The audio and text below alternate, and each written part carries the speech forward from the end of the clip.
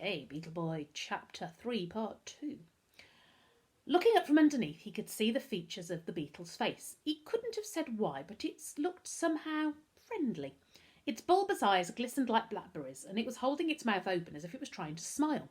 Although the beetle appeared to be a pitch black from above, underneath it had ginger hair sticking out of the gaps between its joints. It was almost cute. And then he realised this was the creature from Uncle Max's window, the day he'd moved in. The 6 legs, the horn, the size, it all fitted. They've even put a picture of him there for you. You can see that. There we go. There's the beetle. I've seen you before, haven't I? As if to answer his question, the beetle began crawling up Darcus's arm. What are you up to? Darcus asked, intrigued now. The beetle crawled along to his elbow and up to his shoulder. Hey, where are you going? He laughed. He was beginning to like this insect. Turning to face forward, the beetle hunkered down on Darcus's shoulder, exactly where a pirate would have put a parrot. Darcus stood up carefully. You're the freakiest beetle I've ever met, he said. Well, well, look who it is. Darcus froze and his heart sank. It's the snivelling orphan, Robbie called out, and Big Bird's not here to protect you this time. Darcus turned around. Standing at the bus stop were Daniel Dowie, Robbie at his elbow, and 3 of the other boys who'd been standing by the tree earlier. What had Virginia called them? The clones. They all glared at him, shoulders hunched and hands wedged deep in their pockets. Clones was a good name for them, but whatever he called them, they were standing between him and the door to Uncle Max's flat. What do you want? He asked, sounding more confident than he felt. Shut up. Robbie spat on the ground at Darcus's feet. You ain't fit to lick Dowie's boots, let alone talk to him. In fact, yeah, lick his boots. The clones gibbered and grunted with pleasure. Daniel Dowie put 1 foot forward and smiled meanly at Darcus. If your boots need cleaning, Darcus looked Daniel Dowie in the eye, ask Robbie to do it. He put so much effort into kissing your backside, he's sure to do a good job.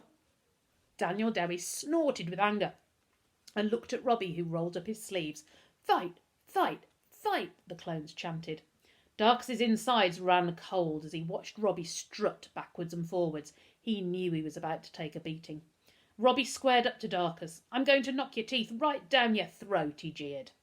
Darcus narrowed his eyes and did his best to look unbothered, but his heart was beating hard and his palms were clammy. Being a solitary kid, he'd been picked on plenty of times. Usually he'd manage to walk away, but sometimes he'd have to stand up and fight. So he knew how to defend himself. Not that that would help him here. Even if he managed to knock Robbie down, there were 4 more of them waiting to pile in. Without warning, Robbie ran at him. Unprepared, Darcus raised his fists as Robbie ploughed into him, punching him in the stomach. His legs gave way, the air ripping from his lungs as he sank to the floor.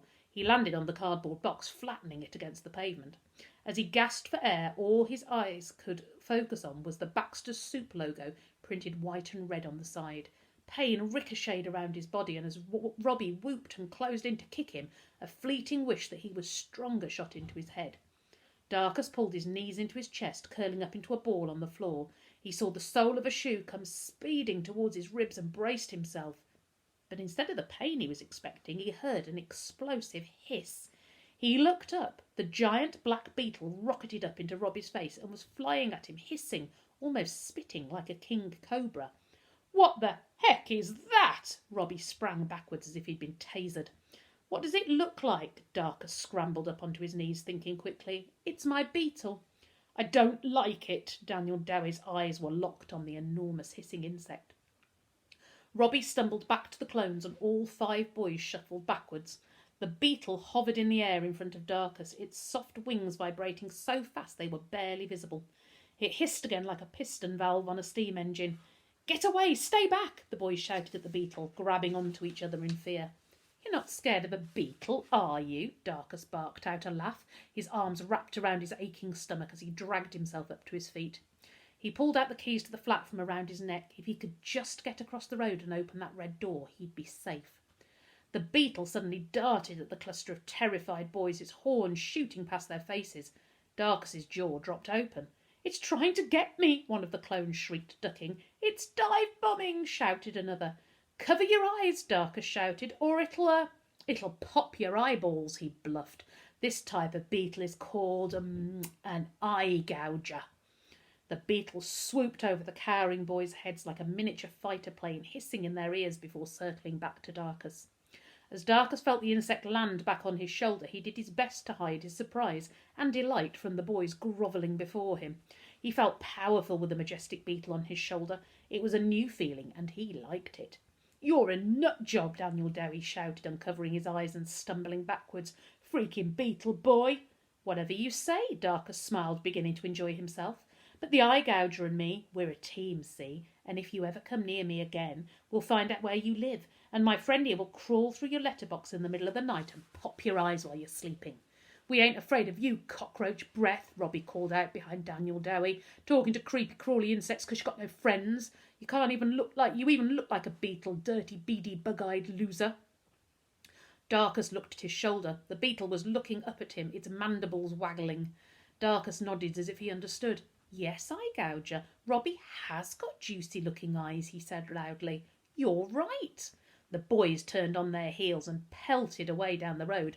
"Beetle freak!" shouted Robbie as he disappeared around the corner. Darkus snorted, half amused, half relieved, and turned away. The traffic was back to its usual ebb and flow. Pickering had gone, and the people washing their clothes had returned to the warmth of the laundrette. "Thanks," he said to the insect. "You just saved me from getting my head kicked in." He reached up and hesitatingly he stroked its wing cases. They were smooth like new plastic. As he stroked the beetle and looked into its blackberry eyes, he felt they connected somehow like kindred spirits. Darkus shook his head. He was being weird. You couldn't be kindred spirits with a beetle, could you?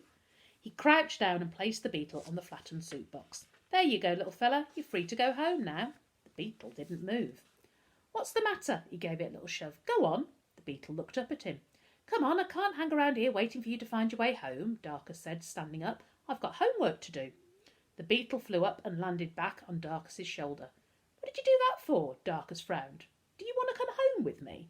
The beetle opened its mouth like it had done before, as if it was trying to smile at him. Darkus shrugged. "Well, if you're going to come home with me, you'll need a name, because I'm not calling you eye gouger." He looked at the soup box squashed under his feet. "Baxter's a pretty good name for a beetle. How about we call you Baxter?" The beetle bowed its horn. Darkus blinked, Darkus blinked, wondering if he was imagining things. "I'm going to take that to mean yes." The beetle opened its mouth, smiling. Darkus felt a spot of rain hit his head and suddenly became aware that Mr. Patel was standing in the doorway of his shop, watching him have a conversation with an insect. He waved awkwardly, shook his head, and crossed the road. Maybe he was losing his marbles. Talking to a beetle. It's not like it could understand him.